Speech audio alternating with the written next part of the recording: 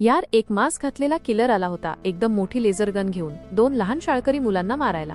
जसे ते दरवाजा तोडणार होते, छतावरचा अलार्म अचानक वाजला, पण मुलांनी लक्षच दिलं नाही. जोपर्यंत किलरने स्टीलचा दरवाजा लेझरने उडवला नाही, तोपर्यंत कुठे दोघांनी पटकन फेस रेकॉग्निशन चालू केलं आणि लगेच आधीच तयार असलेल्या सिक्रेट पॅसेजमध्ये घुसले.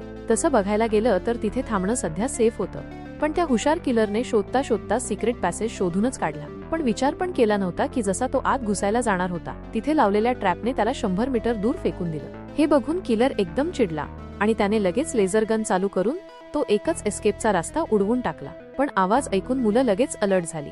समजली की आता हा सेफ रूम सुरक्षित नाहीये. दोघे पटकन एस्केप चेअरवर बसली आणि किलर आत यायच्या आधी लाईटच्या स्पीडने खाली पळाली. बिचारा किलर जसा टनल चेक करायला पुढे सरकला, विचार पण केला नव्हता की अचानक जमीन हलू लागली. बघतोय तर काय, ती दोन्ही मुलं स्पेसशिपमध्ये बसून सरळ आकाशात उडून गेली होती. पण किलर पण हार मानणाऱ्यांपैकी नव्हता. त्याने लगेच लेझर गनचा दुसरा मोड चालू केला आणि एका उडणाऱ्या गाडीतून त्यांचा पाठलाग करू लागला.